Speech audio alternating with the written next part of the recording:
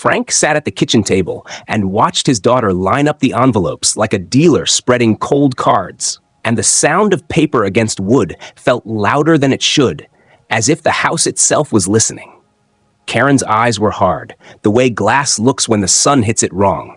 And Patrick, her husband, sat beside her with his phone in his hand and his mouth pressed tight, choosing not to choose, while the clock over the stove ticked louder with every second. Karen said taxes were up and insurance was up and that he sat all day. And then she pushed the bills toward him and told him to pay more rent or get out. And the words hung in the air like smoke that didn't know where to go. Frank nodded once because the old habit of staying calm still lived in him, but inside something small and stubborn shifted, like a latch catching. He stared at the numbers on the page and saw not numbers but years. Floors he mopped, gutters he cleared, Christmas lights he strung, and he heard Margaret's laugh in the back of his mind the way a radio plays in another room. He said he paid every month, and he did, and the words sounded thin even to him. So he folded the top envelope carefully and slid it into his shirt pocket as if it might break if he held it too hard. And he stood, his knees slow but steady, and walked down the hall to his room, the first-floor room that still smelled faintly of lemon oil and old books. He closed the door and leaned his back against it until his heart slowed to a regular beat, then crossed to the desk by the window where the light came in through the maple leaves in small coins that moved when the wind breathed. Margaret smiled at him from a frame with a nick on the corner, sunlight stuck in her hair forever, and he said her name, Maggie, almost without sound, and asked the question he had asked before. Where did we go wrong? And he thought about how love is a soft thing that slowly grows bone until it can stand, and how sometimes it never gets that far. He could hear cabinets opening and closing in the kitchen, a drawer sliding shut too hard, the rhythm of Karen's heels on tile, and the house felt like it had two hearts that didn't beat together. He sat and opened the top drawer of the desk and took out the plain white envelope that most days was just a piece of paper, but today had weight. The kind of weight that comes from a decision that has been waiting so long it learned to be quiet. Inside was a cream business card with a blue logo and a name, Thomas Grant, Ozark Realty Group. And he remembered Tom's hand on his shoulder on the sidewalk last week, and Tom's voice saying 720, maybe 760, market's hot, and the words sounded like a door being unlocked. He held the card the way you hold a photo of someone you're not sure you can trust, then slid it back and closed the drawer and sat still, listening to the house breathe. Footsteps hit the stairs, lighter this time, and Emily came in with her backpack slung over one shoulder, hair pulled into a quick ponytail, eyes that still looked at him like he was a person and not a problem. And she said good morning and poured cereal and sat across from him and asked if he was all right, and he gave her the same small smile he always gave her, the one that tried to hide more than it could, and he told her he was fine, just tired. And she talked about Missouri State and a project partner who never showed up, and a professor who liked pop quizzes too much. And Frank nodded and asked short questions, letting her voice fill the room so the hurt had less space to stretch. When she stood, she leaned down and kissed his cheek and whispered, "Don't let Mom stress you." And the words were soft and careful, like a hand under a fragile thing. And then she was gone, and her car started, and the house fell back into that particular silence that arrives after kindness and makes you aware of how rare it is. The clock said almost 10 when the front door opened without a knock, and Brian walked in with his broad shoulders and quick clap, and Melissa followed, eyes down like always, fingers worrying the strap of her purse. Brian sat without asking and leaned his elbows on the table and said, work was rough and contracts were thin, and he just needed $5,000 to carry him to the next shipment. And he smiled, a smile he used to use on teachers. And Frank looked at his son and saw the same boy who once brought him a frog in both hands, proud, waiting for praise. And he wished that memory didn't make this moment harder. He said no in a voice that surprised him by being steady. And Brian's smile cracked, and impatience spilled out, words about family and duty and drowning. And Melissa touched his sleeve like a person trying to keep a door from slamming. And Frank kept his eyes on Brian and said he had helped many times, and that help had turned into a habit, and habits like that eat men whole. And Brian pushed back his chair so fast it scraped, and he said things he didn't mean, and some he did. And then the door slammed anyway, and the walls shook, and the coffee in Frank's cup made a ring on the table that would not wipe clean. Melissa paused in the doorway long enough to meet Frank's eyes, and there was apology there, and helplessness. And then she was gone too. The house settled again, and through the window he could see the street where the maples were just starting to think about turning, and a bike leaned on a mailbox across the way, and a dog barked twice and was done, and somewhere a neighbor's radio sang the last line of a country song and cut off, and Frank felt something inside him line up, the way you line up a picture on a wall so it sits level at last. He went back to his room and sat at the desk and took out the envelope again and set it beside the frame with Margaret's summer in it. And he did not call the number on the card, not yet, because there is a time to speak and a time to hold your breath and let people tell you who they believe you are. And he wanted to hear each word until the last one fell. Noon stretched itself long, and Karen's car pulled out of the driveway with a sharp turn, and quiet washed up against the door frames. He walked the hallway and touched the places only he knew. The small chip in the baseboard by the stairs where Brian's toy truck had hit. The low scratch near the coat closet from a Christmas tree that didn't fit. The dent under the dining room window where, on a July night, Margaret had dropped a mixing bowl and laughed until she cried. He made a sandwich and ate it standing up, and the bread felt dry in his mouth. And he drank water and listened to the refrigerator hum and felt old in a way that wasn't about age, but about being unseen. In the afternoon, he sat on the porch and watched the mailman pass and watched a squirrel navigate the power line like a tightrope walker and watched the wind try all the leaves one by one. And he thought about how people say breaking happens all at once. But for him, it was more like a line in the paint that lengthens every time you blink. Until one day you can't pretend it's a shadow. Doug from across the street waved and shouted something about the market being wild, $7.50 easy, and Frank lifted a hand and let the words fall where they fell. And when he went back inside, the house felt cooler, like clouds had moved over it. And he thought of a sentence he had said once to a student who kept failing the same test. What you allow is what will continue. And he wondered when he had stopped applying it to his own life. Evening came slow, and he brewed another pot of coffee he didn't need.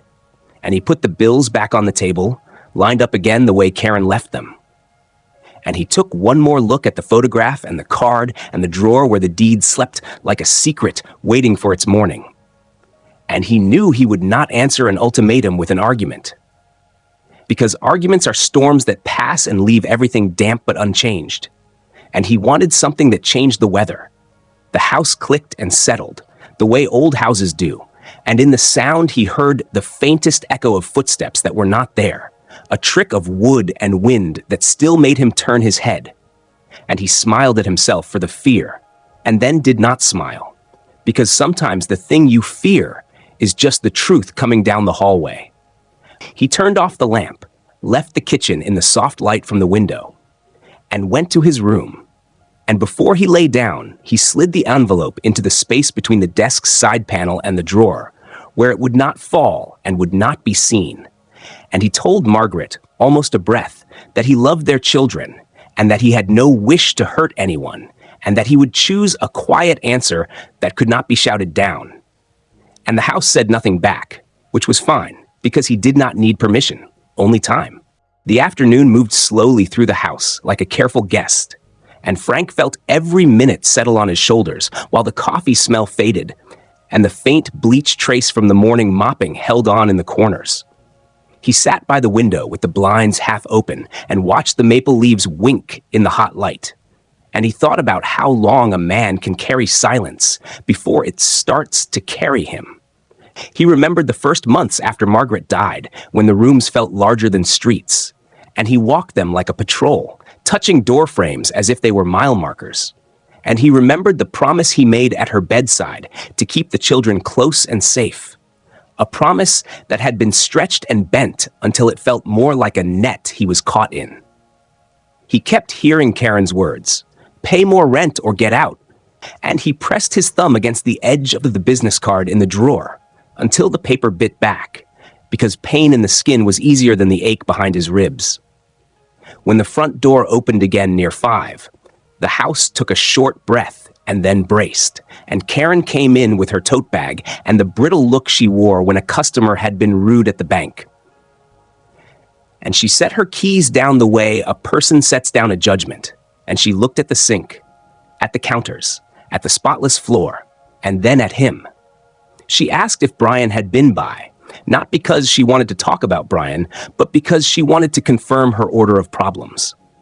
And when he nodded, she let out a dry sound that was not quite a laugh, and said that Brian never learned.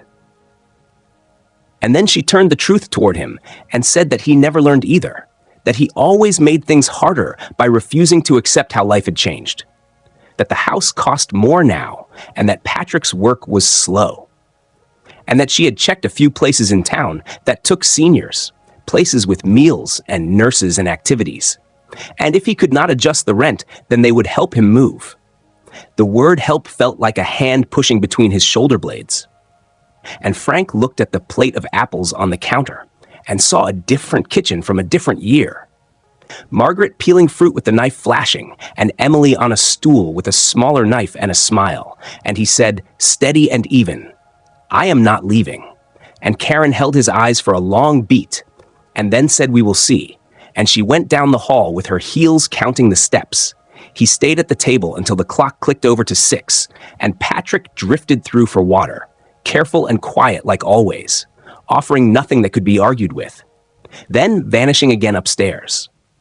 When the house settled, Frank stepped out to the porch and sat on the top stair and felt the heat slide off the day, and the maples threw long shadows over the sidewalk, and he could hear Doug across the street clipping hedges, the metal click steady as a metronome, and Doug called out that the market was still wild, and that a clean 3-bedroom on Maplewood Lane was money on a stick, and he added a number, 750 easy, and Frank lifted a hand and said, "We will see," which was the right answer for neighbors and the only shield he had for now. Emily came home just as the sky turned the color of faded denim, her backpack slung low, her face tired but warm, and she sat beside him and leaned her shoulder against his arm and said nothing for a while. And they listened to the last cicadas and a far siren and the creak of a swing on a porch down the block.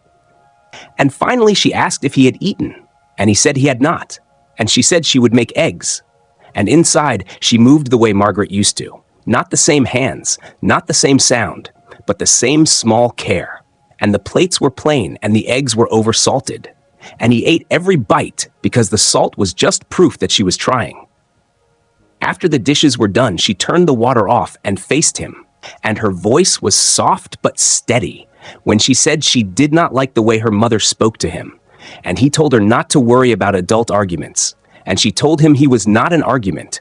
He was her grandfather. And for a second his eyes burned, and he had to look away at the small scuff on the baseboard that he knew by heart. When she went up to study, he put the kitchen in order, a small order he could control. And then he went to his room and took the folder from the drawer and laid everything out on the desk in a neat row. The lottery stub browned at the edges, the deed stamped and recorded, the string of bank statements that showed steady payments, and his name printed clear at the bottom of the page where it mattered. He traced the letters with a fingertip and felt how the paper did not care about feelings, only facts. He sat with the papers a long time until his breathing matched the slow blink of the porch light outside, and more than once he picked up his phone and opened the contact he had saved as Tom Grant, and then locked the screen again, because he knew that a call would not be a word. It would be a bell that could not be unheard. A knock came on his door just before 10, and Karen's voice through the wood asked if they could talk again, and he said yes. And she came in with her arms folded and the smell of her perfume sharp from the long day. And she laid out numbers on the edge of the desk and said she had a plan if he could not pay. A plan that involved deposits and paperwork, and a place with a calendar of games taped to a wall, and she said it would be easier for everyone and safer for him. And he listened and did not argue. And when she finished, he said the same words he had said earlier. "I am not leaving." And because he did not raise his voice and did not bend his face into anger, the answer sounded like a piece of furniture that had always been in the room. She stared at him as if she did not recognize what she was seeing. Then she shook her head and left, closing the door gently as if loudness would not change the result. The night felt thicker after that. And Frank stood at the window and watched a small moth bump the screen, and the blue light of a television in a house across the street flash through a car windshield. And he thought of the times he had chosen quiet to keep peace, and how quiet without respect is a blanket that smothers. And he slid the deed back into the folder, closed the folder, and hid it under the bed again. Not because he doubted it, but because he wanted his answer to arrive at the right time. He washed his face, set out clean clothes for the morning, and set an alarm he almost never used. Not because he feared sleeping late, but because he wanted to meet the next day head on, not drift into it. He whispered to Margaret that he was still trying to do right, and that he did not know if what came next would heal anyone, only that it would stop something that had been getting worse. And the house was quiet and neutral. And that neutrality felt honest in a way Love had not felt in that kitchen at noon. When the alarm cut the dark, he rose before it could finish its first ring and dressed and made coffee and stood at the sink with the mug warm in his hands and watched the street wake. The jogger with the reflective vest and the neighbor backing out too fast and the school bus brakes sighing. And he felt the calm that comes before a cut. And at 8:20, he took the card from the drawer and placed it beside the phone. And he looked at Emily's photo on the dresser, and at Margaret's smile on the desk, and at his own name on the deed. And then he sat down, pressed the button, and listened to the ring begin. A small sound that still carried all the way through the house. The phone rang in Frank's ear while steam curled from the coffee on the counter. And for a heartbeat, he wanted to hang up and return to the old quiet. But then a voice came through smooth and brisk. Tom Grant, Ozark Realty. And Frank said his name and his address and heard how steady he sounded, like someone reading a simple recipe. Tom remembered him right away, said the market was still strong in Springfield, said houses like his on Maplewood Lane moved fast, and asked if he was ready to take the next step. Frank looked at the maple leaves outside, thin coins spinning in the soft breeze, and said yes. He was ready, and Tom said he could stop by that afternoon to walk the place and take notes. And Frank agreed and hung up and stood there with the phone in his palm as if it were warm metal. The house felt different after the call, the air clear and thin like the morning after a storm. And he moved through the rooms with a cloth in his hand and wiped things that were already clean, touching the edge of the dining table, the frame of the photograph by the hallway, the doorknob to the room that was once Margaret's sewing space. He opened the closet and looked at the box of Christmas lights with the short string he had promised to fix every December and never did. And he told himself he would leave the box labeled for whoever came next because kindness did not have to end with memory. At noon, he made a sandwich and ate it while standing at the sink, the bread dry but the water cold and good, and the clock ticked toward 1, then 2. When Tom arrived at 2:30 in a navy shirt and quiet shoes, he stepped in with easy confidence and asked for the quick tour, and Frank led him room by room, slow and deliberate, hands behind his back like a guide in a small museum. Tom took notes on a pad and murmured things like good light and strong bones and solid roofline, then stepped onto the back porch and looked over the yard, the maple shade, the fence in good condition, and he said they could list at $740 without guilt, and might see more if they set the timing right. Frank listened and nodded and felt the odd calm of a man who has already decided and is simply watching the decision take shape in another person's handwriting. Tom talked photos and staging and asked for a few small touches, clear the surfaces, box the extra frames, straighten the garage tools, and promised to come with a camera the next day if Frank said go. Frank said go. And Tom smiled and shook his hand, a firm, respectful shake that carried no pity, only business. And then Tom left, and the house took back its old sounds. The faint hum of the refrigerator, the tick in the duct, the slow breath of summer air creeping through the screens. Frank boxed 3 frames from the hallway and slid the albums into a neat stack on the closet shelf. Then carried a small lamp to the garage where the plug was loose and tapped it once to settle the bulb. While he worked, Brian's truck pulled up with a growl that made the windows hum. And a moment later, the door opened without a knock, and Brian's voice filled the kitchen before his body did, like a storm warning ahead of the rain, asking if Frank had thought about the loan, saying the company had a late payment fee now, and he could not afford to be a week behind. Frank met him at the table and said he had no more loans to give, and Brian let his hands fall against his thighs with 2 loud slaps and turned red and said, "A father does not turn his back when his son is drowning." And Frank said, "A father does not teach a son to pretend the river is shallow when it is not." And Melissa hovered at the doorway with her small, sorry smile. And after a long stare, Brian went out again, the truck starting hard and rattling away.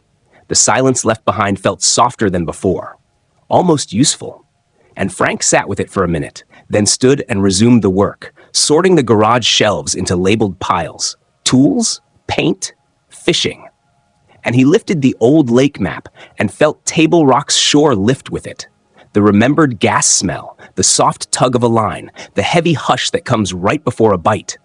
Near 5, Doug waved from across the street with hedge clippers in his hand and said he had heard talk of a listing sign going up soon and asked if it was true. And Frank, who did not want to feed a rumor or kill it, said time moves. And Doug laughed and said that was an answer that meant yes, and promised that if Frank needed anything, he was right there. Inside again, he washed up and set 2 cups on the table out of habit, then put one back because Margaret was not coming to sit with him, and he sat down and wrote a short note to himself on a small piece of paper. Call title company, collect bank info, check storage options, breathe, and he underlined breathe once. At 6, the front door opened, and Karen's heels cut the evening in small clicks, and she stopped when she saw the cleared hallway and the missing frames, and her gaze sharpened, and she asked what he was doing. And Frank said he was tidying, and she asked tidying for what? And he said, for change. And she said change for who? And he said for everyone.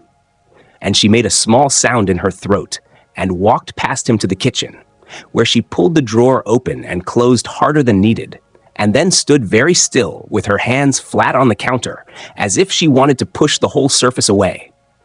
Patrick came in behind her with his quiet, tired face and asked if everything was all right.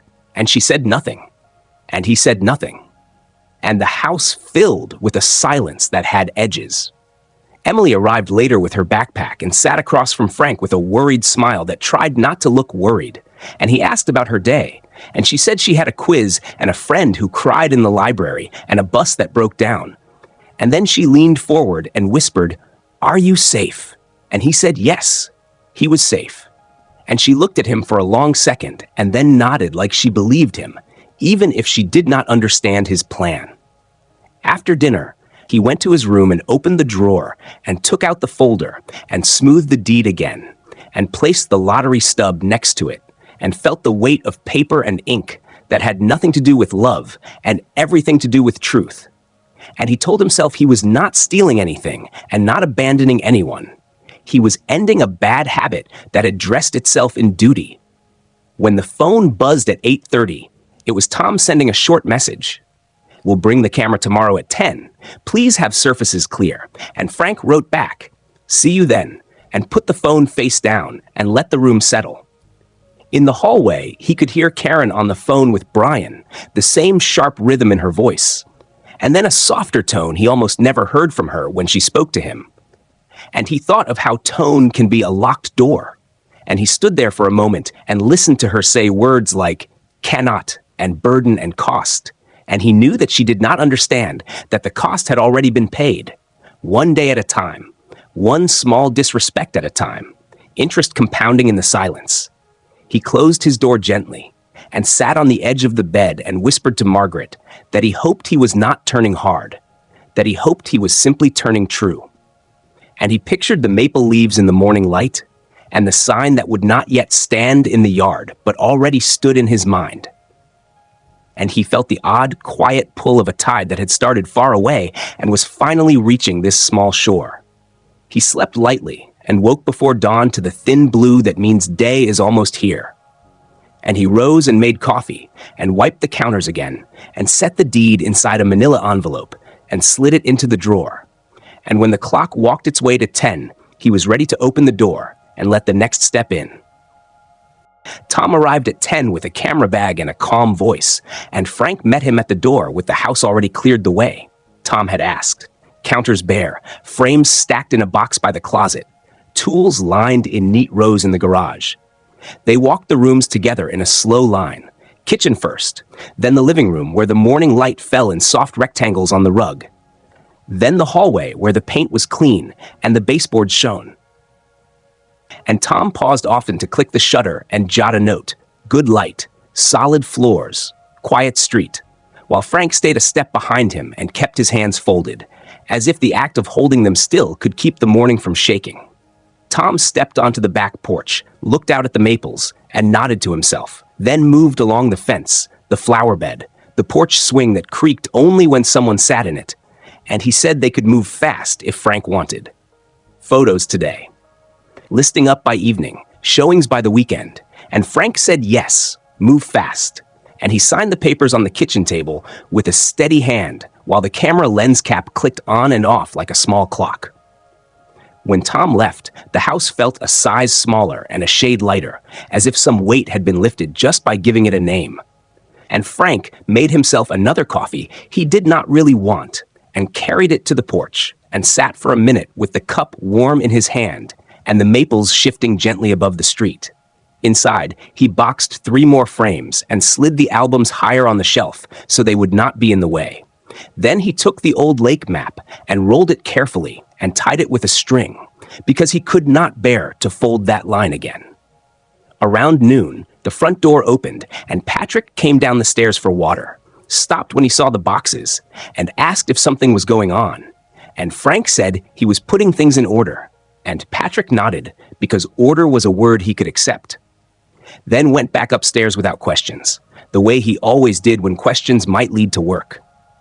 At 1, the phone buzzed with a message from Tom, photos uploaded, listing live by 5, and Frank felt the tiny click of an invisible switch somewhere beyond the walls. Not loud, not dramatic, just final.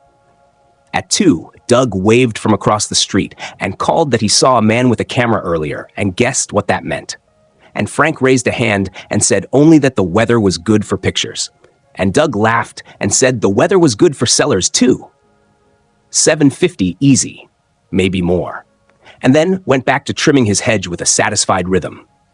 At 3, Brian's truck rolled up with the tired growl Frank knew by sound, and Brian came in with the same words as always. Just 5,000, just until the next load, just to cover fees.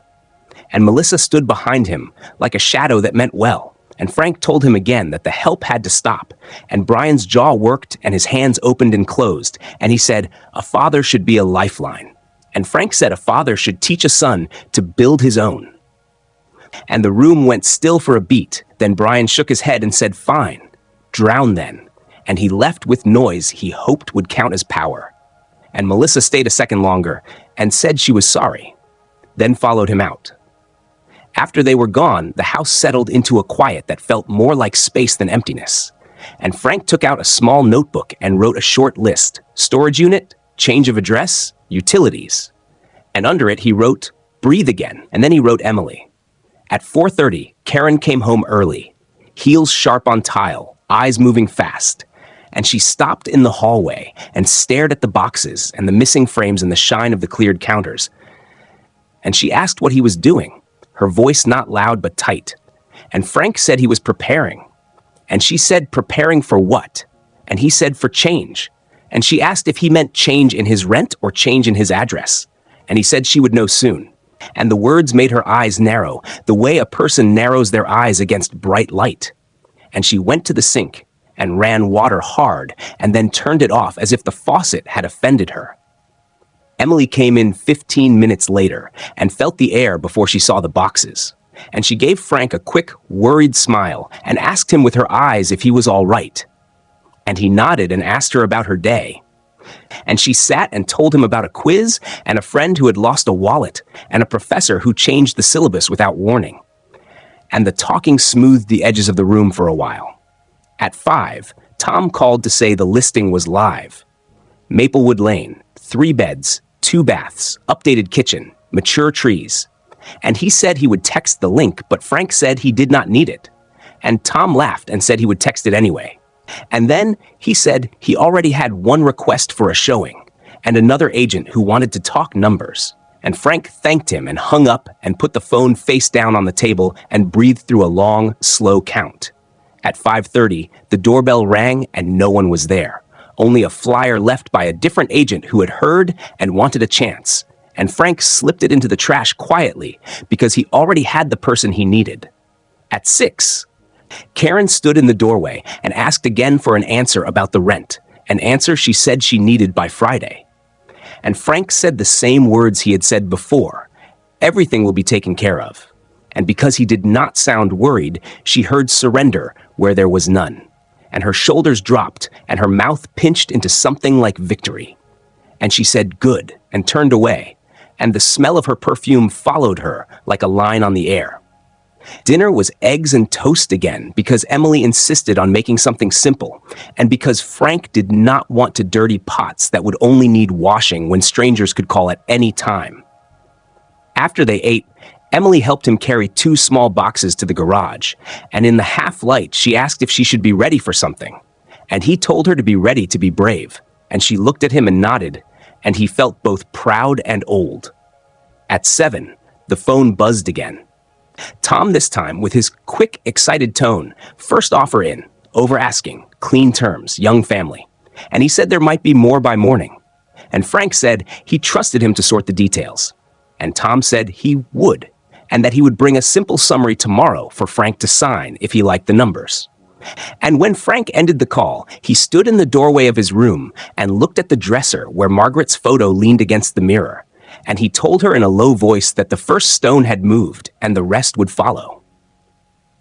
By 8, the street was quiet, except for a late dog walker and the click of Doug's porch light. And Frank sat at the table with a pen and wrote his full name on a blank sheet of paper and looked at it until the letters felt familiar again. Then he slid the pen into his pocket and put the sheet away. At 9, Karen passed the kitchen and slowed when she saw him still sitting there, and she asked if he had decided, and he said yes. And she asked what that meant, and he said it meant she would not have to worry about him, and she said that was not an answer, and he said it was the only one she would get tonight. And she turned without a word and went upstairs where the floor creaked in the exact spot it always did. When the house finally went still, Frank walked the rooms one more time, touched the top of the doorframe where he had once penciled Emily's height, checked the window latches, and stood at the back door with his hand on the knob, feeling the old wood smooth under his palm. Then he switched off the porch light and returned to his room and set the manila envelope with the deed on the desk. And he listened to the night settle and to the soft hum in his chest that was not fear anymore, only resolve. He lay down with the window open to the maples and the faint sound of a car far away. And he thought of the morning to come and the papers to consider and the next small, simple act. And he slept as if the house had finally stopped asking him to prove he belonged. Morning came with a pale square of light on the kitchen floor and the smell of coffee that Frank did not really taste. And at 8 on the dot, Tom called with a voice that sounded like a door clicking open, saying there were now 2 offers, both clean, both over asking, one from a young couple with 2 children and a flexible closing date, the other from a pair of teachers ready to move fast. Frank wrote the numbers in his notebook with a slow hand and asked calm questions, inspection, contingencies, closing windows, while he watched the maple leaves move in the window like quiet hands. After the call, he set the phone down and boxed 3 more frames, wrapped the glass in old dish towels the way Margaret used to do, and labeled the box photos in block letters that steadied his breathing. At 9:30, Karen came down the stairs with her purse already on her shoulder and saw the new boxes stacked by the hall table, and the tight line in her mouth sharpened as she asked if he had decided about the rent, and he answered the same way he always had in these last days. Everything will be taken care of. And because his voice did not wobble, she took it as surrender and said, "Good, I'm glad we can be sensible," then swept past him. Heels tapping a pattern that sounded like a clock running too fast. When the house settled, Frank went room to room and checked small things he had ignored for years. Tightened a loose hinge on the laundry door, smoothed the burr on a drawer edge with a scrap of fine sandpaper, wiped a scuff from the baseboard by the stairs.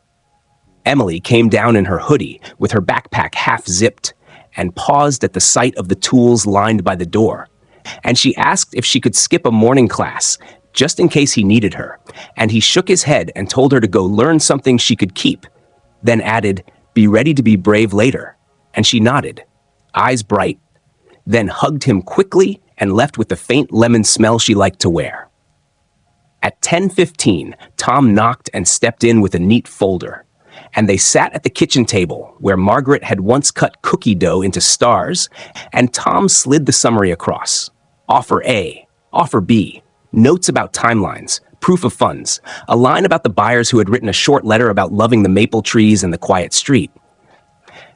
And Frank read each page slowly, the way he read instructions for a new tool, then tapped the spot where the young family's letter sat and said, "This one, please," because he liked the idea of children running where Emily once ran. Tom smiled and pointed at the signature line, and Frank signed with a hand that felt steady and alive. And when the pen left the paper, Tom said softly, "You just made the turn," and then explained the next steps, a quick inspection, a final walkthrough, funds transfer, keys. After Tom left, the house felt smaller again. Not in a bad way, but as if it had stepped closer to whisper the truth. This is happening. Near noon, Doug called across the street to ask if he could borrow the hedge trimmer and to say he'd heard a whisper about a pending sale, and that he was happy for Frank if that was true. And Frank handed him the trimmer and said thank you, then went back inside and made a sandwich he ate standing, thinking of a storage unit, a change of address card at the post office, the apartment listings he had circled 2 nights ago. The front door opened without a knock at 1, and Brian filled the frame, shoulders wide, eyes already hot. Melissa behind him, with her hands folded around her purse strap, and Brian said he needed $5,000 now, not later. Now, because the fees were bigger than he thought, and the bank had called, and the truck needed tires or there would be no next load, and every word felt like a familiar road that always led to the same cliff. Frank told him no, again, in the same calm voice, and Brian's anger flared then flickered because the calm would not fight back, and Melissa tried to make her voice a bridge, saying maybe there was a way to help a little, just enough, maybe half. But Frank shook his head and said, "No, is the only way I can love you right now." And Brian laughed once, hard, and called him selfish and weak, and a man who forgot what family means. Then he hit the door with his palm as he left, so the glass rattled.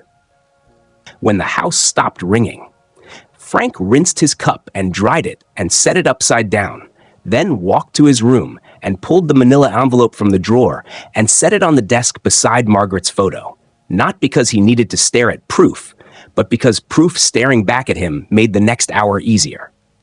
At 2, Patrick drifted into the kitchen, slow as a man approaching weather, and asked if the bills on the counter were for him, and Frank said no.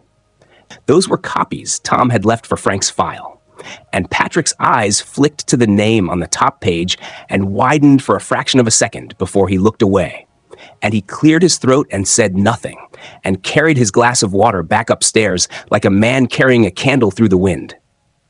At 3, Karen returned early, the bank badge still clipped to her blouse.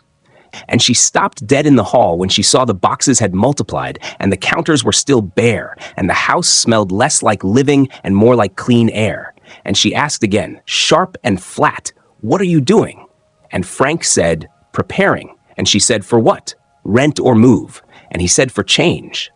And she stepped closer, eyes narrowed, and said, "You are not the one who makes changes here." And he said the simplest sentence he had, "We'll see." And the words made the space between them feel like a door that might open at any second. Emily arrived just behind that hard moment, and her presence softened it. She stepped between currents and asked if Grandpa needed tea, and he said yes, please. And they made tea and sat a few minutes with steam rising and quiet settling, and the world shrank to the small kindness of a warm cup being set on a table by careful hands. At 4, Tom texted 2 short lines, inspection waived by buyer, earnest money deposited.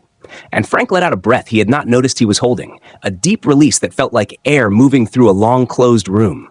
He took 3 empty boxes to the garage and sorted the shelves again, tightening the rows of wrenches, coiling extension cords, discarding the paint that had turned to rubber. And he labeled the stacks with a black marker. Tools. Tools, give. Junk. And when he stood back, he felt the order in his bones. By 5, the sun leaned low and threw long lines across the floorboards, and the house's old creaks rose and fell like a ship on a slow tide. And Karen's voice came from the doorway again, asking if he had his answer, because Friday was almost here, and he told her gently that Friday would come and bring what it brings. And her mouth opened to argue, but no words came out. So she closed it and turned and walked away fast, shoes loud.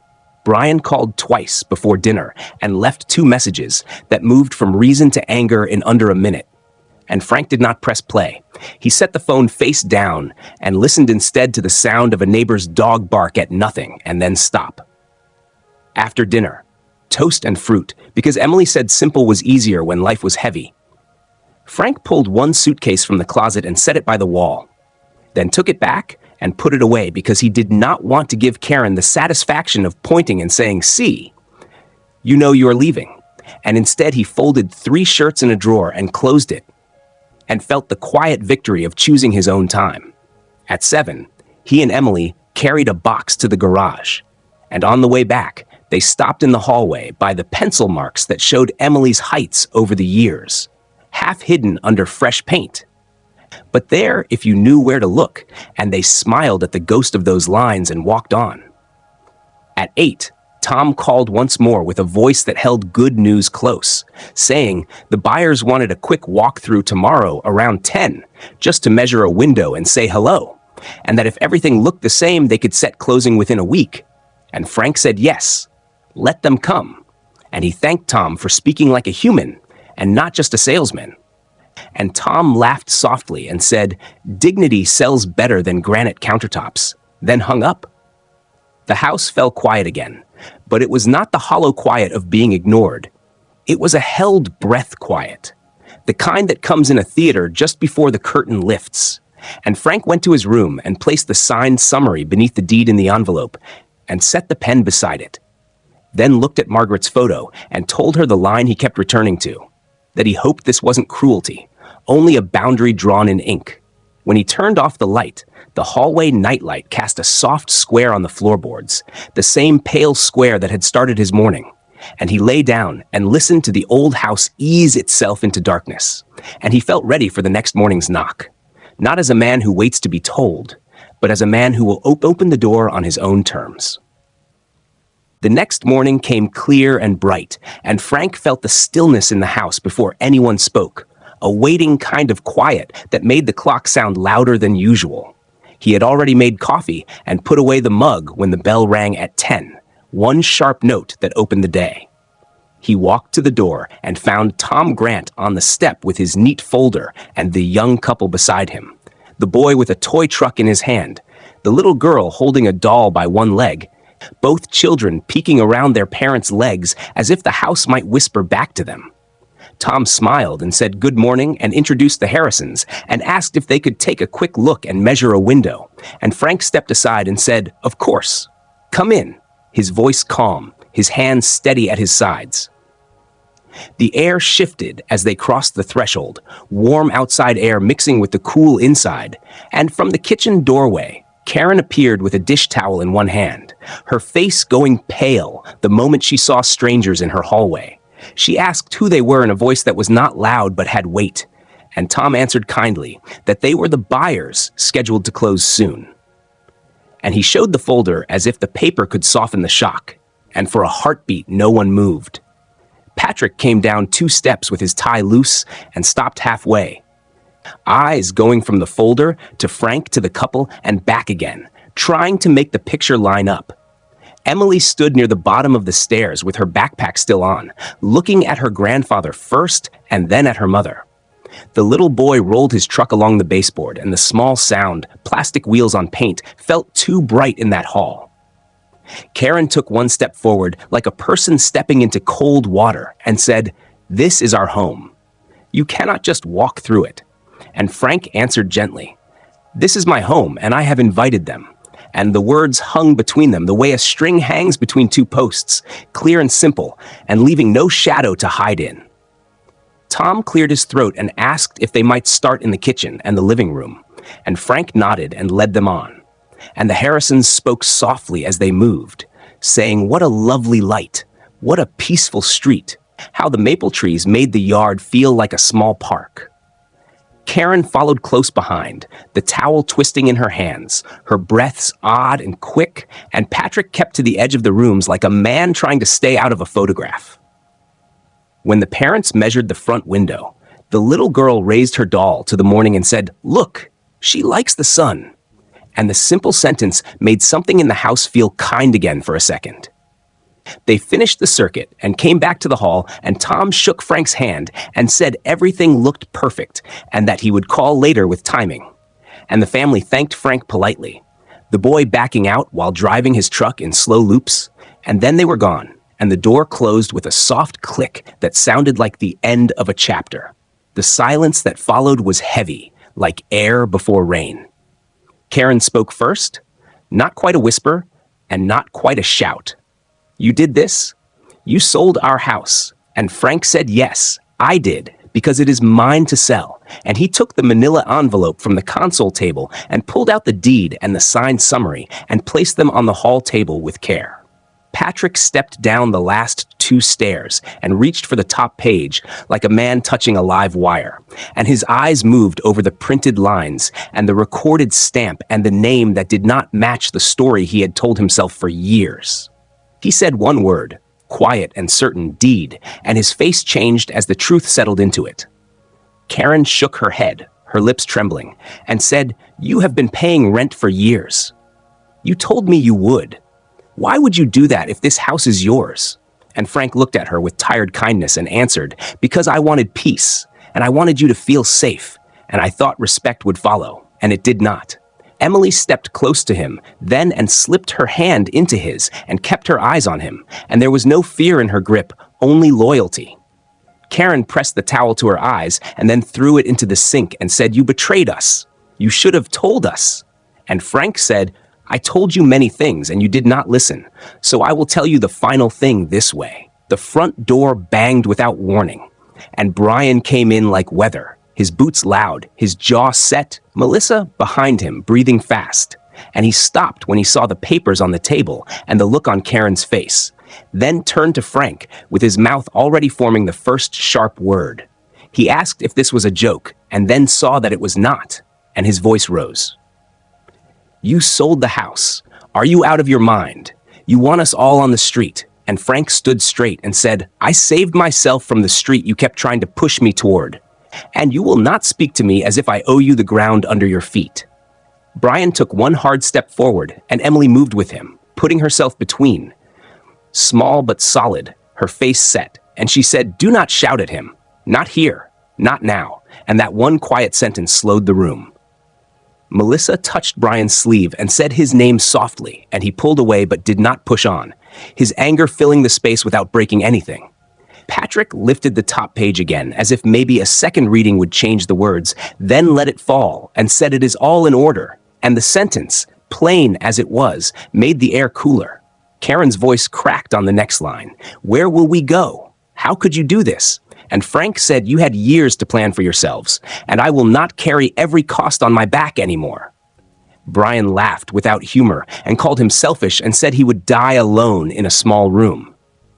And Frank said, "I live alone in a big room now, and it has not been kindness, so I will try the small room." Karen turned on Emily then, hurt looking for a place to land, and asked how she could stand there with him when he had torn their lives apart. Emily's eyes shone, but her voice stayed steady. He did not tear anything. He only pulled the sheet off the truth, and the words clicked into the space like a key. For a moment, no one spoke, and in that pause, Frank heard a sound he had not heard in that house for a long time. His own breathing, slow and even. Doug's hedge trimmer paused across the street, as if even the neighbor could feel the air change, then started up again. The maples outside moved in a soft wind, and the light on the floor shifted 1 inch. Melissa said quietly that maybe they could talk like a family and figure out a plan, but the plan was already written in dates and signatures. And Frank said the buyers will be back for one more look, and then closing is set, and my part is done. Karen leaned on the wall with her eyes closed, and the lines around her mouth deepened, and Patrick put a careful hand on her shoulder and said he would call someone he knew about rentals, his voice thin but trying. Brian paced to the door and back, pushing his anger in front of him like a heavy cart, then stopped and said, "This is not finished." And Frank said, "It is finished for me," and that made Brian look smaller, even though he stood tall. The house listened the way old houses do, wood remembering other storms, paint remembering other fingers on the same places. In the kitchen, a glass settled on the drying rack with a tiny tick, and the sound drew Frank's eye and reminded him to keep his hands steady. He gathered the papers, slid them back into the envelope, and said, "I will be in my room if anyone needs me." And he meant the words as an open door and as a boundary at the same time. Karen did not follow him. Patrick did not block him. Brian did not speak. Emily walked with him to the doorway, and he touched her shoulder and said thank you without using the word, and she understood it anyway. In his room, he set the envelope on the desk beside Margaret's photo and told her in a low voice that he had finally done the thing he had waited too long to do. And he stood there breathing for a full minute while the quiet settled again. When he came back to the hall, the others had scattered to their corners like people after a storm. Karen at the sink with the water running only to have a sound to hold. Patrick on the front steps with his phone and a blank face. Brian out by his truck staring at the hood as if it could offer advice. Melissa on the edge of a chair with her hands folded around nothing. Emily at the base of the stairs watching him with clear eyes. The day went on the way all days do, minute after minute, and yet each minute now felt different, cleaner, colder, honest. Late afternoon light reached across the floor like a slow river and made the dust in the air look like small gold fish. And Frank stood in it and felt the strange peace that comes when a secret stops fighting to be heard. The house was no longer theirs, not his either, not for long. And the knowledge did not bite, it simply stood there and would not move. Beyond the window, the maples kept their soft conversation, and in the space between those green voices and the human ones, Frank heard the next step come toward him, and he did not fear it. The days after the walkthrough moved in a straight line, and Frank kept to that line because straight lines made hard things easier to carry. He woke early on closing day, shaved with slow care, chose the plaid shirt Margaret had once said made him look strong, and packed the last small box in his room. The one with his razor, 2 shirts, 3 books, and the framed photo he always set where light could find it. In the kitchen, he brewed coffee and washed the mug and dried it and put it away because he wanted to leave the house clean. And then he stood at the back door with his hand on the knob and looked at the maple shade on the lawn and listened to the quiet as if the house wanted to say one final thing. Karen came down with a face that looked older from a night of little sleep and asked, cold and small, if he was going to do it. And he said yes. And she said, "You will regret it." And he said, "I already regret the years I let myself be less than I am." And Patrick stood at the edge of the doorway with his tie loose and said nothing. And Emily came down in a sweater and hugged him hard and whispered, "Be brave." And he answered, "I will, because our word is how we tell the day who we are." Tom pulled up at 9:45 and tapped the horn once, and Frank walked out with his small box and the manila envelope under his arm and got in without looking back more than once. Because you only get to look back twice before it turns you around. The title office smelled like paper and lemon cleaner and quiet air. And the woman at the desk had a careful smile that did not ask questions. And Tom opened the folder and showed Frank where to sign. and the pen moved with a soft scratch that sounded to Frank like a key turning in a lock. And he signed his name 3 times and dated each line and slid the papers back. And the woman nodded and made a small stack and said words that meant the money would move, and the keys would move, and the world would move with them. Tom shook his hand and said, "You are free." And Frank believed him because the air felt different in his chest. When he stepped outside, the sun was high and honest, and the parking lot heat came up through his shoes, and he felt lighter in the way people do when a weight they had learned to carry finally leaves, and they notice their own height. He did not go back to the house after closing because he had promised himself that when he stepped away, he would step away clean.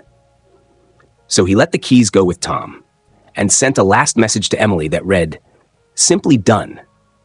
And she answered, "Proud of you." And that was enough. The apartment near the edge of town was small and simple, 2 rooms and a square of afternoon light. And the landlord was a quiet man who handed him 1 key and made a note on a receipt and said welcome. And Frank carried the box up 1 flight of stairs that groaned like an old song. And inside he set Margaret's photo on the dresser, put the shirts in the closet, stacked the books on a small shelf, and stood still in the middle of the room until he could hear only the steady hum of the world and his own breathing. He opened the window and let fresh air in and sat in the 1 chair by the table and wrote a list in his notebook: change of address, storage unit, groceries, call Emily for supper on Sunday. And he underlined Sunday twice because small promises keep a man upright. The first night, he ate a simple meal from the market, bread and soup and a sliced apple, and he washed the bowl and left it on the rack to dry, and the apartment's silence did not feel like being ignored. It felt like being allowed. And he slept with the window cracked and the map of the new street in his ears, a bus brake sighing far off, a neighbor's door shutting softly, the shuffle of someone laughing down the hall. In the morning, he walked to the corner store and bought coffee and eggs and a small plant for the windowsill because living things make rooms kinder. And on the way back, he nodded to a woman sweeping her stoop, and she nodded back without asking him who he was. And that small kindness was a clean thread he could follow. Emily came on the second evening with a paper bag and her smile. And she put flowers in a jar and laughed at the kitchen's small square of counter and said it was perfect if you learned to dance in place. And she told him about classes and friends and a new assignment she was excited to try. And he made coffee and sat with her at the little table and listened. And the mystery in the room was not dark. It was the soft question of what a life becomes when you take your hands off an old hurt. Karen did not come. Patrick did not call. Brian left a voicemail without a hello, full of heat and blame. And Frank pressed delete before the end because he knew the ending by heart, and he did not want that old script to write over his new walls. Tom sent 1 short text 2 days later, closing recorded, funds confirmed, buyers moved in, and attached a small note from the Harrisons that said thank you for leaving the porch swing and for the envelope in the kitchen drawer. And Frank smiled because he had left a short letter for them in plain words. There are pencil marks under paint in the hall if you hold your eye to the light just right. A child's laughter is still caught there, and a porch swing likes to be used at dusk, and the maples will tell you when rain is coming. A week passed, then 2, and Frank learned the rhythm of his new building, the way the sun came through at 9 in a rectangle that fit the table just right, the way the hallway light clicked at 10, the way the man downstairs played the same old blues record on Saturday mornings. And he made peace with small routines that added up to a steady day. He wrote letters to Emily on paper, because paper slows you down and makes the mind kind. And sometimes she wrote back on paper too and tucked the pages into his mailbox with a heart at the bottom. And he kept them in the same drawer as the lottery stub, browned at the edges, not as a boast or a secret now, but as a page from a calendar that had already turned. He thought of the house less with each sunrise, and when he did think of it, he felt the strange relief of remembering a long walk after it is over. Tired but sound, and sometimes on his route to the market, he chose a different street to avoid Maplewood Lane, because forward is a path you protect. Once, near dusk, He came to the block by mistake and saw the porch light of his old place glowing warm, and a small figure on the swing, making it creak in a nice way. And he did not cross the street or lift a hand. He just stood under the maples where the shadow was thick and watched the little girl lift her doll to the light the way she had on the day of the walkthrough. And his chest hurt in a sweet way, and then did not hurt at all. And he turned away and walked slow until the house fell behind the trees and was gone. He sent Emily a message that night, simple and true. "I am all right," and she answered, "I know." When the first bill came to the apartment with his new address printed cleanly at the top, he pinned it to his corkboard and smiled, because even envelopes were learning his name in its right place. He did not become a different man. He became the man he had been before he forgot how to stand. And that was mystery enough for him. How a person can fade in his own kitchen and then come back in a small rented room with a plant on the sill and a photograph catching light. On a Sunday, he and Emily sat with the window open and the smell of rain coming in, and she asked him if he missed the house. And he told her this clear thing: "I miss the memories. I do not miss being made small to keep them." And she nodded like she had carried that thought herself. And they ate warm bread and laughed at a story about her friend's stubborn cat, and the afternoon stretched soft and real. When she left, he stood at the window and watched her walk to the bus stop with her hood up and her shoulders straight, and he felt the rightness of letting the young go forward while he kept his own pace. That night, before he turned out the light, he spoke to Margaret's photo in a whisper that was not for ghosts, but for himself. We did what we had to do, and he set the notebook on the table with the next day's list already started, and he lay down in the quiet. Outside, the rain began, and the plant at the window leaned as if listening. And in the steady sound, Frank heard the end of one weather and the beginning of another, and he closed his eyes and let it wash the old dust away.